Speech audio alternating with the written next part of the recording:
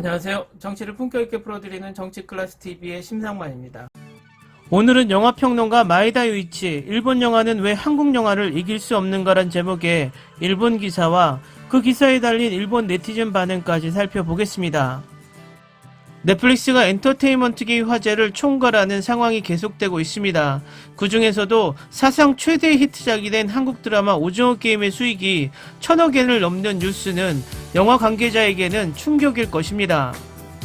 이들은 연간 2조엔 이상으로 불리는 콘텐츠 제작비를 무기로 잇따라 이런 화제작을 계속 발표하고 있습니다. 다만 일본인으로서 분한 것은 화제의 중심이 되는 것이 최근에는 한국 작품만이라는 점입니다. 기생충이 칸 영화제와 미국 아카데미상에서 최고상을 수상한 이래 세계의 엔터테인먼트계에서의 존재감에 있어서 그들과 우리의 차이는 커질 뿐입니다. 최근에는 세계커녕 일본 국내 넷플릭스 시청 랭킹에서도 베스트 10의 상위 및 과반수를 한국 작품이 차지하고 있는 상황입니다. 오징어 게임 이후에도 지옥 등 히트작이 이어져 완전히 인기와 고평가가 정착한 느낌입니다. 넷플릭스는 거액의 제작비를 현지에 떨어뜨렸습니다. 한국이 호주의 배경에는 넷플릭스가 5억 달러의 예산을 한국 작품에 투자하는 등 한국을 중시하고 있는 점에 있습니다. 북미에서의 계약 회원수가 포화에 이르고 신규 회원 획득을 아시아에 기대하는 넷플릭스의 전략에 의한 것이지만 같은 입장의 일본 이상으로 한국은 결과를 내고 있는 것처럼 보입니다. 넷플릭스가 현재 거액의 제작비를 투자하는 것은 그들이 현재를 콘텐츠 제작의 기반으로 해서 성공한 비즈니스 모델로 만들었기 때문입니다. 할리우드의 화제작에 자막을 붙여 세계에 판매하는 구조가 가져온 수출형 비즈니스 모델과는 전혀 다릅니다. 렌탈 비디오 체인을 시작으로 넷플릭스는 원래 자신의 콘텐츠를 가지고 있지 않았습니다. 하지만 다른 제작사의 영상물을 렌탈하거나 전달하는 것만으로는 성장에도 한도가 있다고 깨닫고 스스로 영화 드라마 제작에 나섰습니다. 키워드는 로컬라이즈. 그때 그들은 영어권에 특화된 메이저 작품과 차별화하기 위해 배우 언어로부터 스토리까지 각국 지역의 취향에 맞는 현자의 힘을 쏟았습니다. 게다가 당장의 회수는 불가능하다는 것을 알면서 굉장한 금액의 제작비를 투자했습니다. 그러면서 무엇이 완성되었을까요? 할리우드 영화 수준의 영상기술과 예산을 담은 일본 영화나 한국 영화나 각국의 제작물입니다. 오징어 게임의 제작비도 구화분으로 약 25억엔이나 투자하고 있습니다. 지금까지 미국 외의 제작사들은 영화에서 예산 100억엔의 할리우드 초대작과 자국의 영화 제작비와 비교해 제작비의 차이를 계속 느끼고 있었기 때문에 그 좌절을 사상 처음으로 해소해준 것이 넷플릭스라는 것입니다. 자사 콘텐츠를 대량 보유하고 있는 워너나 디즈니라는 메이저가 과거 수출형의 비즈니스를 고집해 현재 시대에 뒤떨어진 것은 아이러니하지만 현재는 그들도 현지화의 중요성을 깨달아 추진하고 있습니다.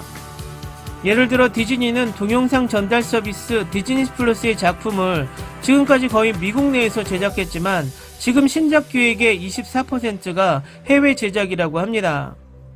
이런 가운데 현지화에 뒤처진 것이 일본입니다. 원인은 일본은 시장 규모가 크고 국내에서만으로 수익을 창출할 수 있다는 것이 첫 번째 요인. 게다가 해외 진출 동기가 얇은 방송국과 배급사가 압도적으로 강한 산업구조가 되고 있어 거기에서 수주하는 제작사 측도 당연히 국내용으로 특화된 콘텐츠밖에 만들 수 없다는 점입니다. 지금은 혼자 독점하는 넷플릭스가 석권하는 형태이지만 다양하야말로 번영이라고 믿는 일본의 크리에이터의 활약과 세계적인 히트작의 탄생에 기대하고 싶습니다. 이 기사의 일본 네티즌 반응입니다. 이것은 내 생각이지만 이미 20년 이상 전부터 일본에서는 뛰어난 재능을 가진 사람은 영화 업계에 가지 않고 코믹스나 애니메이션, 게임의 업계에 진출되어 버리는 것이 아닐까 생각하고 있습니다.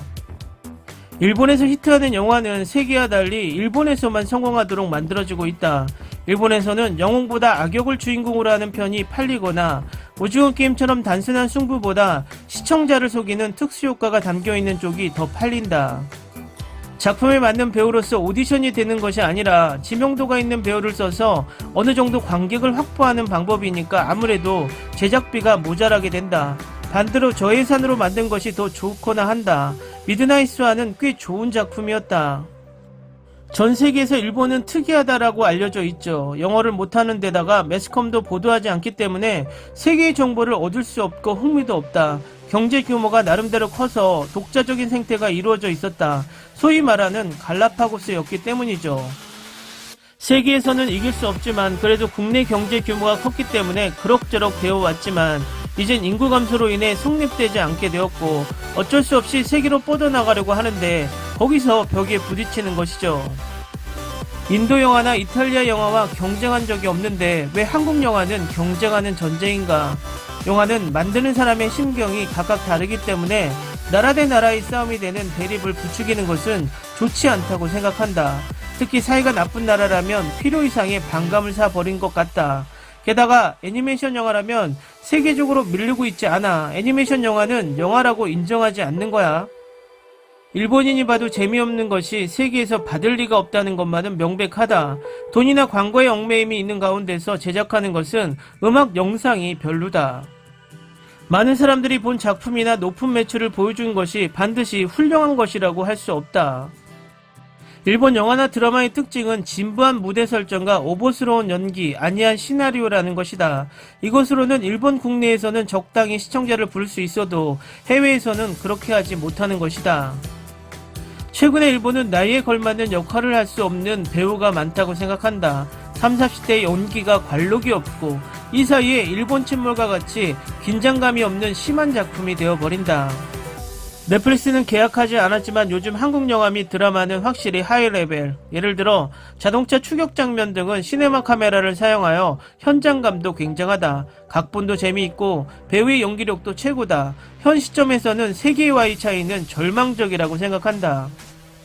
일본의 영상 크리에이터가 재능이 없다고 하기보다 훌륭한 프로듀서가 없어져 좋은 계획이 어려워진 것 같다.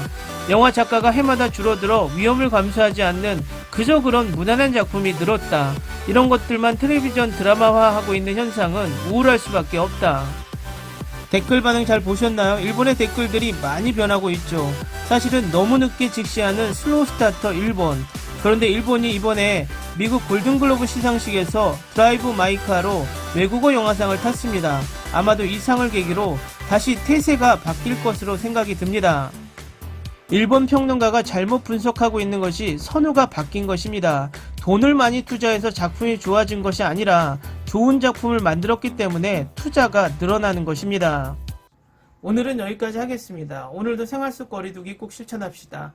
당신의 구독과 좋아요는 저에게 큰 힘이 됩니다. 항상 시청해주셔서 고맙습니다.